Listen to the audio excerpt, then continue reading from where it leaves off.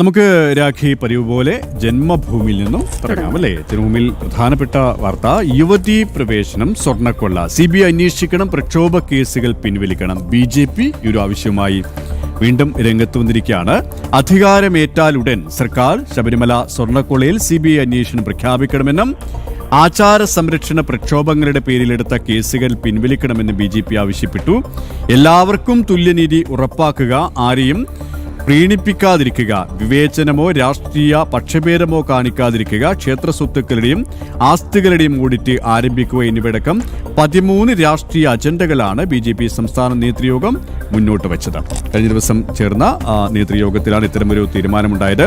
നമുക്കറിയുന്നത് പോലെ തന്നെ ഈ ഭക്തരെ തല്ലിച്ചതക്കുന്ന ഒരു സമീപനമാണ് പിണറായി സർക്കാർ സ്വീകരിച്ചത്. അപ്പോൾ ഈ കേസുകളൊക്കെ പിൻവലിക്കും, അല്ലെങ്കിൽ കൃത്യമായ നടപടി ഉണ്ടാകുമെന്നുള്ള അവിടെ വാഗ്ദാനമായിരുന്നു ഭക്തർക്ക് അല്ലെങ്കിൽ പൊതുസമൂഹത്തിന് മുന്നിൽ UDF മുന്നോട്ട് വെച്ചത്. ഇനി അധികാരം കിട്ടിയ സ്ഥിതിക്ക് അവരുടെ നിലപാട് എന്തായിരിക്കുമെന്നാണ് നമുക്ക് അറിയേണ്ടത്. അത്തരത്തിൽ കൃത്യമായ രീതിയിലുള്ള അന്വേഷണം വേണം, CBI അന്വേഷണം വേണം, പ്രക്ഷോഭ കേസുകൾ പിൻവലിക്കണമെന്നാണ് BJP മുന്നോട്ട് വെച്ചിരിക്കുന്നത്. അങ്ങനെ ഈ സർക്കാരിന്റെ ഭാഗത്തിന് നടപടി ഉണ്ടായില്ലെങ്കിൽ അതിശക്തമായ പ്രക്ഷോഭം സ്വാഭാവികമായും BJPയുടെ ഭാഗത്ത് നിന്നും ഉണ്ടാവുകയും ചെയ്യും.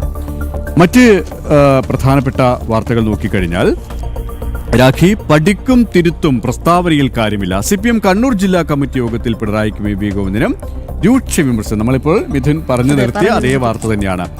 കൂട്ടായ ഉത്തരവാദിത്വം പാർട്ടി പ്രവർത്തനങ്ങളിൽ എല്ലാവർക്കും ഉണ്ടെങ്കിലും തെരഞ്ഞെടുപ്പിലുണ്ടായ ദയനീയ പരാജയത്തിൽ മുഖ്യമന്ത്രി പിണറായി വിജയന്റെ ശൈലി പ്രധാന കാരണമായെന്ന് CPM കണ്ണൂർ ജില്ലാ കമ്മിറ്റി യോഗത്തിൽ അതിരൂക്ഷമായ വിമർശനമുണ്ടായ വാർത്ത തന്നെയാണ് ജന്മഭൂമി കൃത്യമായ രീതിയിൽ വായനക്കാരിലേക്ക് നൽകുന്നത്. ഇനി മറ്റു വാർത്തകൾ നോക്കാം. വളരെ വേഗം മനോരമയിലേക്കാണ്. രമേശിന് ആഭ്യന്തരം ധനം മുഖ്യമന്ത്രിക്ക്, അതായത് ഒരു ടൈം സൈക്കിൾ അടക്കം നൽകിക്കൊണ്ട് 12:45 എന്താണ് സംഭവിച്ചത്? PDയും RCയും കൈകോർക്കുന്നു. പിന്നീട് 2:30 എന്താണ് KC മീഡിയ മാധ്യമങ്ങൾക്ക് മുൻപാകെ എത്തുന്നു. 2:50 ഇരുവരും കൈ ഉയർത്തിപ്പിടിച്ചു നിൽക്കുന്നു. ആ രീതിയിൽ എങ്ങനെയാണ് ഇന്നലെ നടന്ന ഒരു നാടകീയ നീക്കങ്ങൾ അല്ലേ, അതെന്താണ് എന്നുള്ളത് ആ ഒരു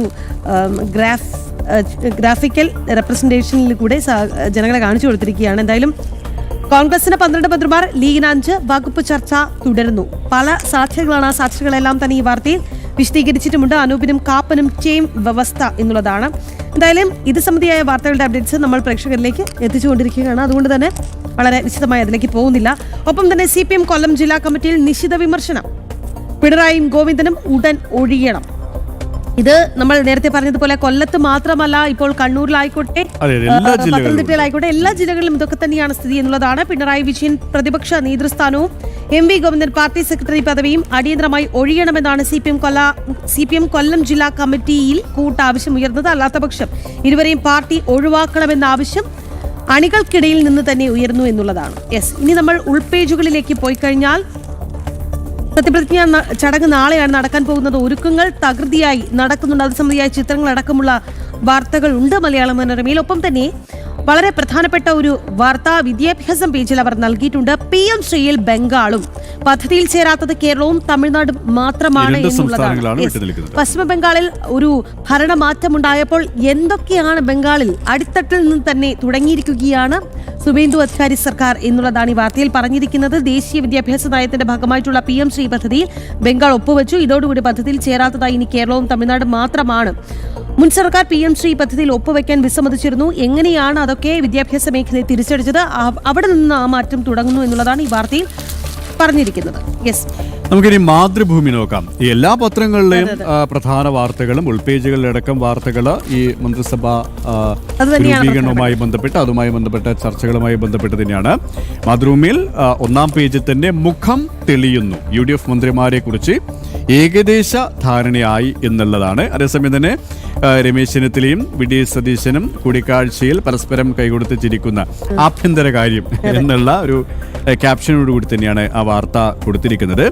ഏതായാലും UDF മന്ത്രിമാരെ കുറിച്ച് ഏകദേശ ധാരണയാണ് ആയിട്ടുള്ളത്. ഇന്നെങ്കിലും ധാരണ ആയെങ്കിൽ മാത്രമേ നാളെ സത്യപ്രതിജ്ഞ ചെയ്യാനും സാധിക്കും. ഒപ്പം വളരെ പ്രധാനപ്പെട്ട ഒരു വാർത്തയാണ് അവർ എഡിറ്റോറിയൽ പേജിൽ പറഞ്ഞിരിക്കുന്നത്. കനലുകൾക്കിടയിലെ നയതന്ത്ര നീക്കം. പ്രധാനമന്ത്രിയുടെ 5 രാഷ്ട്ര സന്ദർശനമാണ് ഇപ്പോൾ പുരോഗമിച്ചുകൊണ്ടിരിക്കുന്നത്. പശ്ചിമേഷ്യയിലെ യുദ്ധസമാനമായ പ്രക്ഷുബ്ധതയ്ക്കിടയിൽ പ്രധാനമന്ത്രി നരേന്ദ്രമോദി നടത്തിയ US സന്ദർശനം പ്രതീക്ഷ നൽകുന്നതാണ്. സന്ദർശന വേളയിൽ ഇരു രാജ്യവും തമ്മിൽ ഒപ്പുവെച്ച തന്ത്രപ്രധാന കരാറുകൾ കേവലം സാമ്പത്തിക ഇടപാടുകൾക്കപ്പുറം സുരക്ഷാ പങ്കാളിത്തത്തിന് പുതിയ അടിത്തറയിടുന്ന ഘടകങ്ങളാണ്. ആ രീതിയിൽ സവിസ്തരം എന്തൊക്കെയാണ് UAE ഭാരതവും തമ്മിലുള്ള നയതന്ത്ര ബന്ധം ശക്തിപ്പെടുത്തേണ്ടതിന്റെ ആവശ്യകത പ്രധാനമന്ത്രിയുടെ സന്ദർശനത്തോടെ അത് എത്രത്തോളം ഊഷ്മളമായി മുന്നോട്ട് പോവുകയാണ്. ഒപ്പം മറ്റ് രാഷ്ട്രങ്ങളിലെ സന്ദർശനവും കനലുകൾക്കിടയിലെ നയതന്ത്ര നീക്കമെന്ന ആ ഒരു എഡിറ്റോറിയൽ തലക്കെട്ടിൽ വിശദമായി തന്നെ പറയുന്നുണ്ട് രാഖി. ഇനി വളരെ വേഗം കേരളത്തിലെ എഡിറ്റോറിയലുമായി ബന്ധപ്പെട്ടിട്ട് നമുക്ക് നോക്കാം. വെള്ളാപ്പള്ളി നടേശന്റെ ആ ഒരു കൃത്യമായ വിശകലനം നമ്മൾ വാർത്ത നൽകിയതാണ്.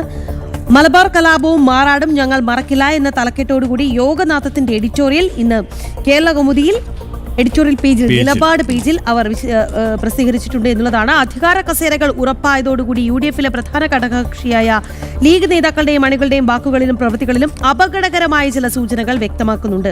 ലീഗ് കടുത്ത ഹിന്ദു വിരുദ്ധ നിലപാടിലേക്ക് മാറിയെന്ന് അവരുടെ സമീപനങ്ങളിൽ നിന്ന് മനസ്സിലാകും. SNDP യോഗത്തിനും NSS-നുമെതിരെ കേരളത്തിലും പുറത്തും നടത്തുന്ന ഇവരുടെ പ്രതിഷേധങ്ങളും ഇക്കാര്യം സാധൂകരിക്കുന്നു എന്നുള്ളതാണ് വെള്ളാപ്പള്ളിയുടെ പോയിന്റ്. അത് തന്നെയാണ് ഈ വിശദീകരിച്ചിരിക്കുന്നത്. ഒപ്പം തന്നെ പശ്ചിമേഷ്യൻ യുദ്ധവും കേരളവും എന്ന വിഷയത്തിലും കൃത്യമായ ഒരു എഡിറ്റോറിയൽ, ഒരു ആംഗിൾ അവർ മുന്നോട്ട് വെച്ചിട്ടുണ്ട്. എന്തായാലും നമുക്ക് സമയപരിമിതി ഉള്ളത് കൊണ്ട് മാത്രം നമുക്ക് വിശദീകരിക്കാനില്ല.